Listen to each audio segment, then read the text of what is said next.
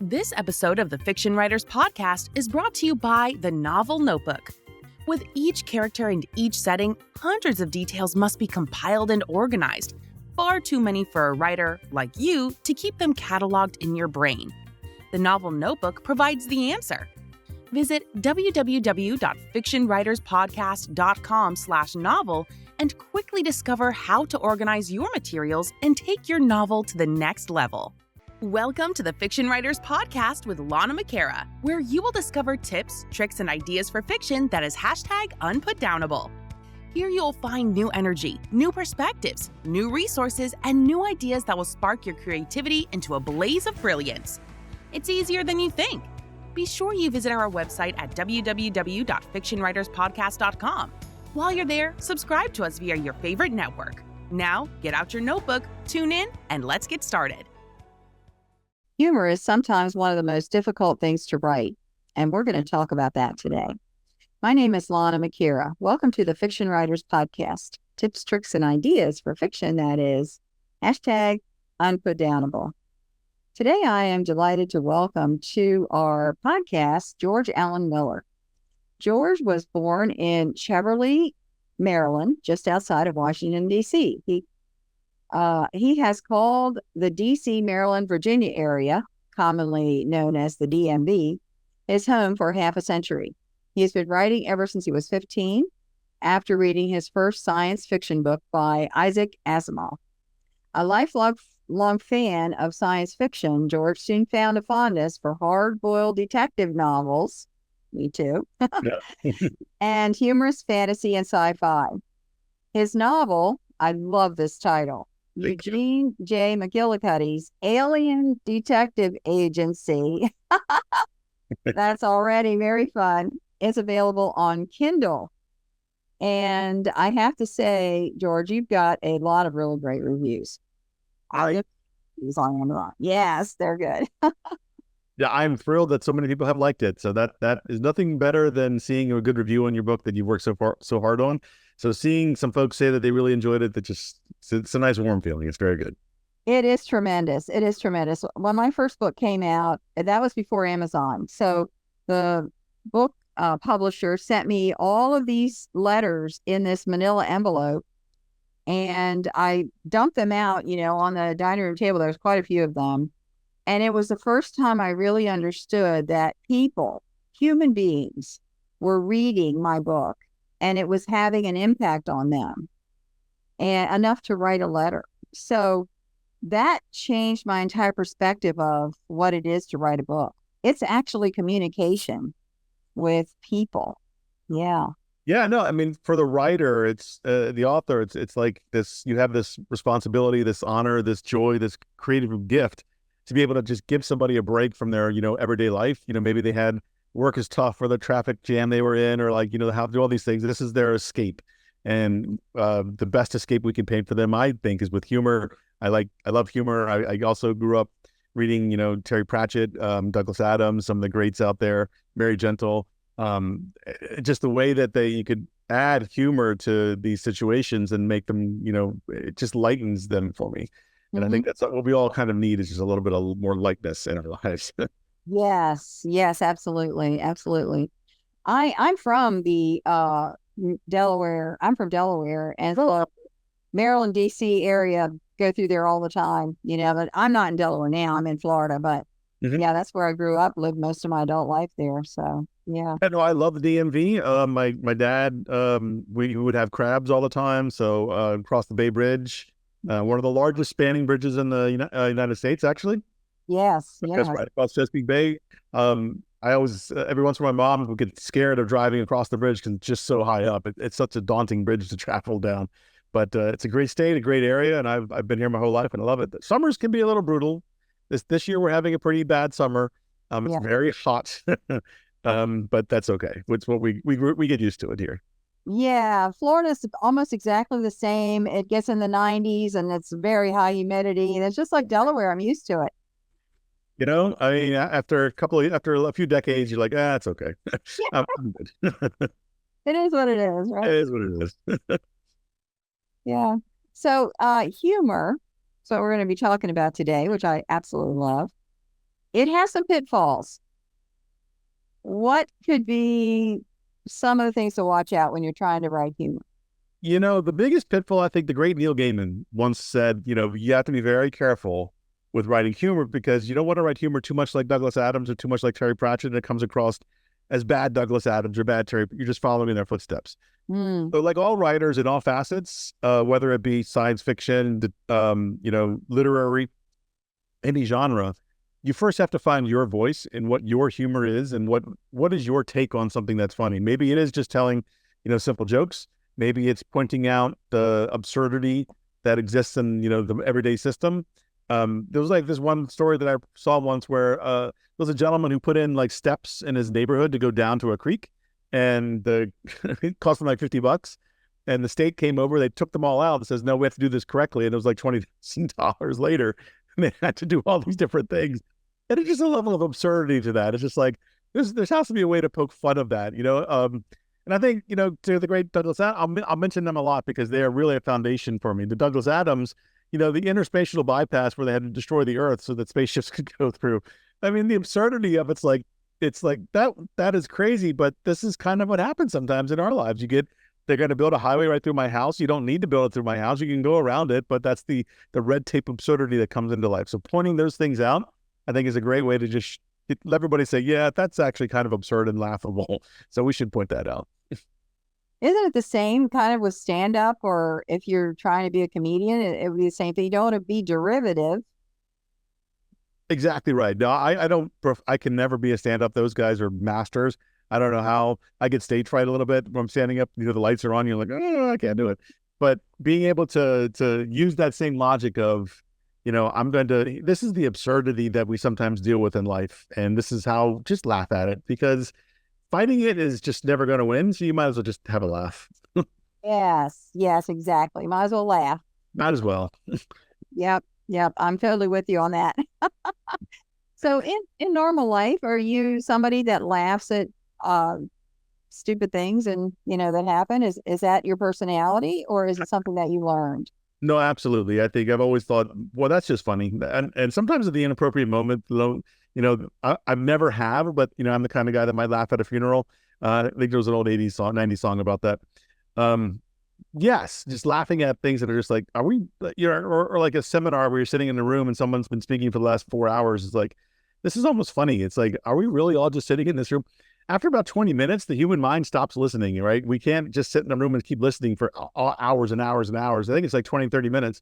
So at hour 3, you're like, is anybody really paying any attention to anything that's happening in this room? This is hysterical that we're all just sitting here pretending that this is the most interesting thing in the world, and we're all going to come out of this with some information. So that's actually a kind of a scene, right? Now you can take that scene and you can pick it apart and you can make something funny out of that scene. Like what that might be, I don't know, but that's how you can start to craft. How would this be just totally absurd and just make fun of that crazy instance? So that's the challenge for writers.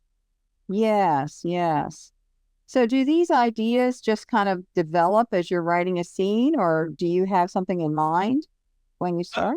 It depends. Sometimes I have something in mind where, the point of the book, like in Eugene McGillicuddy's Detective Agency, I know it's going to be a detective agency. I know some of the tropes of detective agencies, like, you get his new client that might walk in the door, and then you try to add something, give them a funny hat or give them a funny accent, or try to like make what they want a little absurd.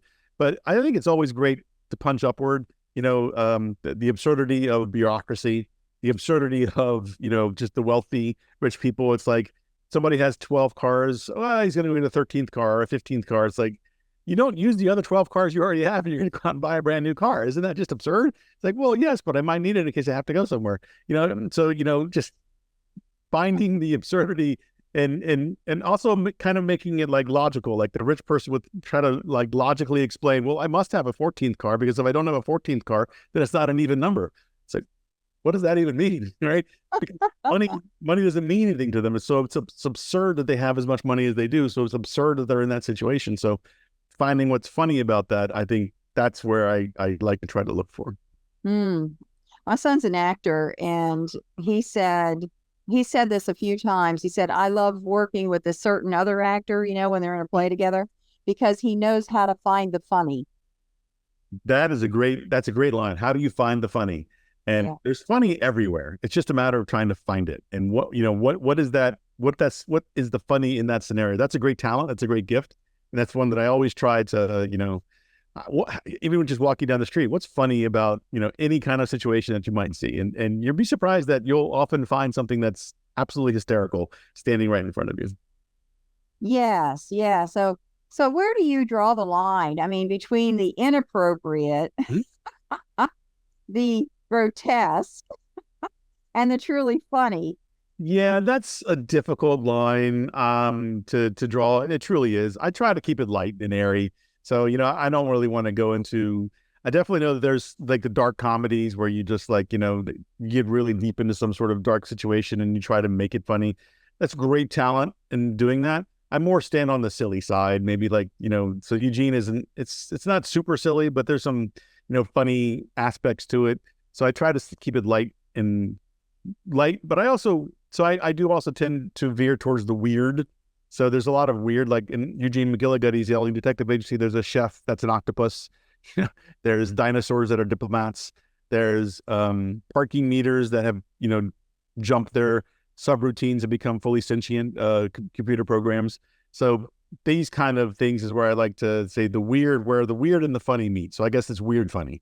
Maybe that's a whole new area that I'll try to go down.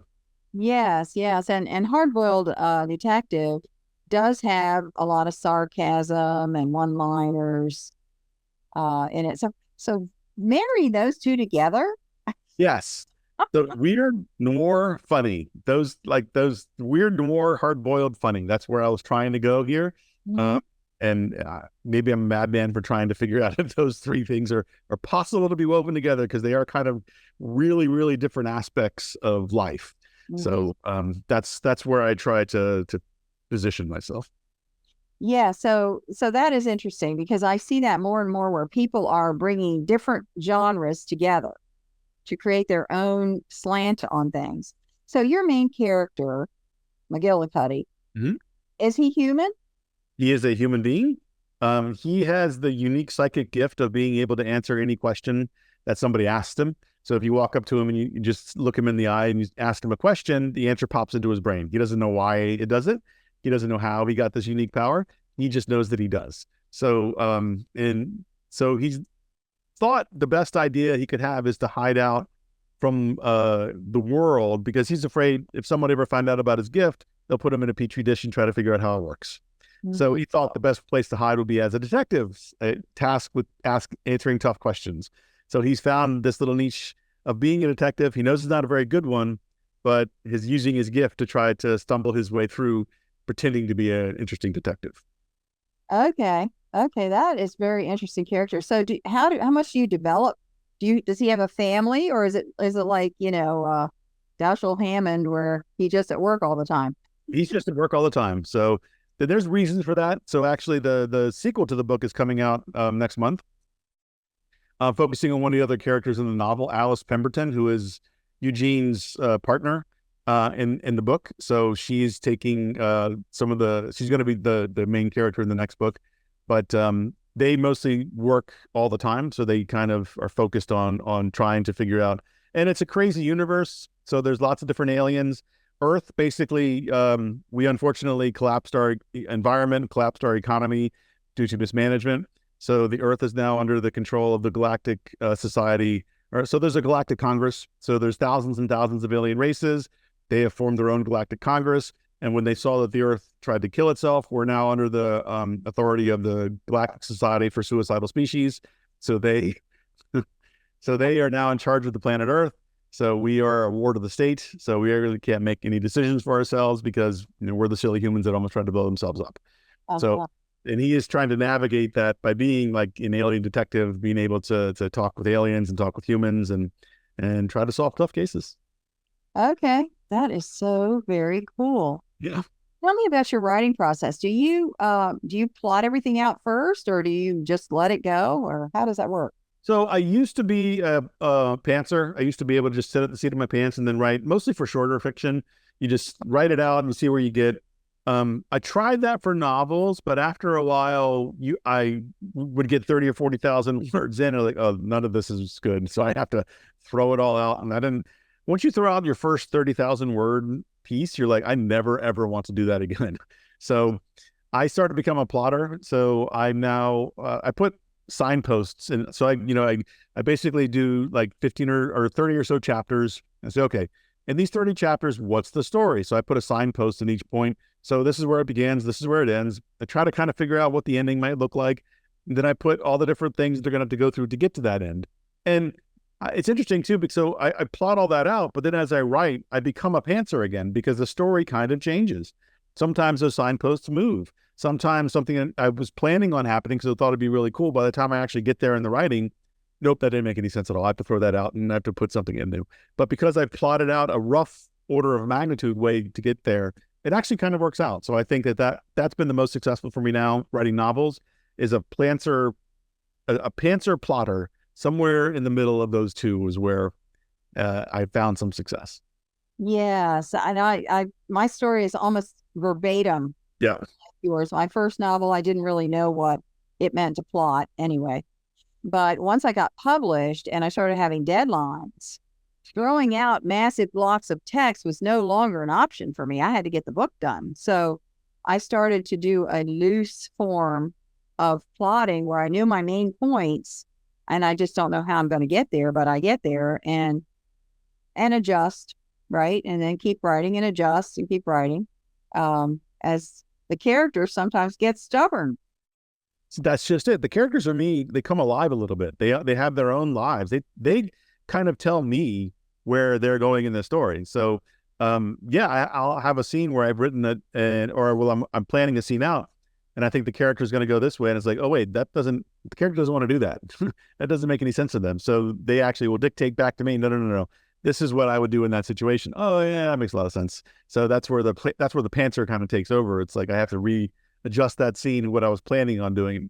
But again, it still works out as long as you have your signpost, your big signpost. Like, somebody gets killed. That's a big signpost. And, the bad guy comes forward here. And then we find out that's not really the bad guy. There's another bad guy. And then, that kind of thing happens. Mm-hmm. And then the end is, the main character either solves the case or he doesn't solve the case, or he doesn't solve the case and he, has to go on to book 2 or something like that. So that as long as those big signposts are in place, I found that has shown some success. Yeah. So you're dealing with real clues and false clues. Yeah. I want to, even though this is a weird fiction, I still wanted to put in a little bit of hard-boiled detection. So yes, you're going to have a clue here and a clue there. And that clue wasn't really a clue. It was actually a misdirection. So I've tried to do that to some degree. I think I've done it more so in the sequel that's coming out. And I guess a few folks have appreciated it in reviews. So that's always a good thing. Yes, exactly. Dealing with the clues and misdirection is, because I'm a mystery writer myself. Cool. So to me, that's one of the challenges of writing a mystery is I actually have 2 columns. I put 2 columns on a page and put the real clues over here and the false clues over there. So I make sure I'm interleaving them and not, because my subconscious mind wants to put the real clues in. Oh, sure. Yeah. And I have already, I have 44 published titles. I have already changed who the villain is at close to the end of the book. So I'll write the whole book with one person in mind. And then when I read it, I'm like, oh, wow, that was way too obvious. I cannot believe that. I think I'm going to go over here and get this other character and put them in as the villain. And then I shuffle it a little bit because my mind wants to tell everyone. No, I feel that 100%. In fact, writing the sequel, which is called Alice Pemberton's Bureau of Scientific Inquiry, sort of the sequel to the Eugene McGillicuddy book. She has that. She goes like at one point towards the end, I was like, oh, that's really obvious. I can't do that. So I had to twist it around a little bit and throw a couple of different twirls in there and, and make her life a little bit terrible in the process. Sorry to my main character, but that's kind of our job at some point. So yes, I definitely feel that, and writing mysteries, it's hard because you have to what is this mystery? And is this mystery that have enough twists and turns in it to keep the reader on edge throughout the whole novel. And you're right. You don't want to give it away in the end. So you do want to have that surprise ending to get to. That's difficult. That is difficult. And I think you have to do that with plotting at some level, even if it's like broad plotting, but I think at some point you have to bring that in. Yes. So when you're starting out, do you plan the crime itself and how it happens so that you can go back and draw out the things that they leave, the evidence for it? Is that how you do it? You plan the crime? Yep. I definitely try to start at the end and say, okay, how does this end? Oh, that's cool. Now, how do I get there? Right. And so then, but then sometimes I'll stop that. Maybe I'll go backwards a day or two, but then I'll go back to the beginning and say, okay, how will they start to get there? And then you kind of almost have to think about it from both ends at the same time. I'm going to start on both ends and I'm going to work my way in. And then the middle part actually is the kind of often the toughest, because you don't want to slow down too much. You don't want to get speed up too much. That middle ground between the first third and the second third, that third in the middle, I found that to be, that's actually the toughest part of the novel. I mean, you still have to stick your landing and you still have to start at the right time. But that third in the middle where the story can sort of start to slow down a little bit, or can get a little bit tedious, that's where you really need to focus on at one point as well.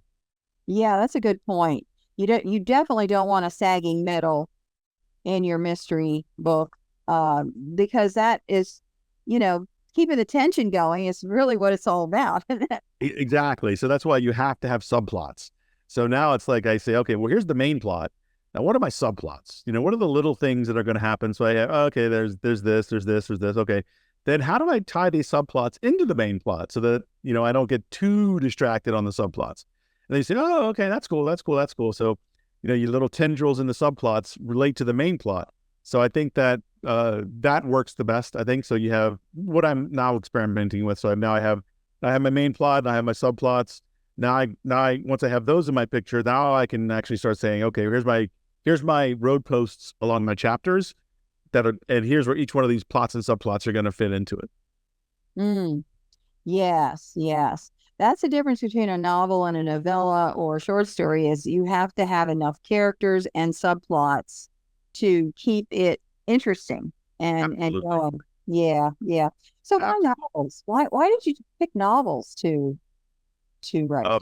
I'll be honest, because all the short story markets didn't publish me. I struggled with short stories for a long time. I mean, I actually do have a few short stories published. Some of them in a magazine, some of them in anthologies, but I wrote 100 or 150 short stories, and eventually it's like, wow, I really wanted to write novels. Even as a kid, I liked novels, reading novels more than I like reading short fiction, just because I would read this great short story as a kid, and then in 20 pages or so, it's over. And it's like, oh, I mean, I really wanted to stay in that world. It was so cool. It's like, now I have to get into a whole new. So on some level, I don't think that I was always a big fan of short fiction. I just love having, even to that point, I love getting engrossed in a novel, and I love getting engrossed in a series. So I started talking about Isaac Asimov. Get Empire, Robot, and Foundation novels. So it's 3 sets of series, 14 books. And so that's just oh yeah, let me dive into this world that he's created and stay there for 14 books from beginning to end. And that's what I really, really enjoy. Wow, that is very, very cool, because confession's good for the soul. Full disclosure, I cannot write a short story. Yeah. I have to have more pages to get it all out. I tried to write a short. I got so frustrated. It wasn't for me. It wasn't fun anymore, So yeah, I'm with you on that, but hats off to you. You did. I did. Yeah, a couple got short. In fact, Writers of the Future, are you familiar with that contest? I actually made honorable mention once.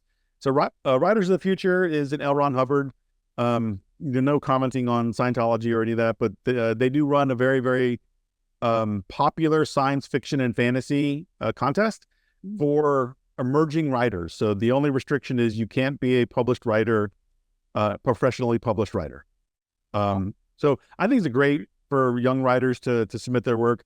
They have different tiers. So I was honorable mention a few times, and they have, silver awards, and then semifinalists, and then, the main finalist. It can be a kingmaker. If you win the Writers of the Future contest, you'll get noticed. That is definitely a kingmaker of a contest. It's one of the most famous contests out there in the science fiction and fantasy genres. Yes, it people who write short stories, that's a very specific skill set. There's somebody that comes to my writing class at the library, local library, who writes short stories. And I have so much respect for that, because you can get in, tell the story, and get out, But novel writing is a different skill set. You have to be able to do the long game, develop all of this complexity, and have some organizational system to keep it straight so you don't get all mixed up, and deliver. Yeah. 100%. And I always thought that there was the same skill set. So when I started writing short fiction, I was like, this has got to be the same set as writing a novel. So I'll just do this. And no, it's totally different. So, and one that I just don't have the muscle. I mean, I can, like I said, I've written a few short stories. They have been published.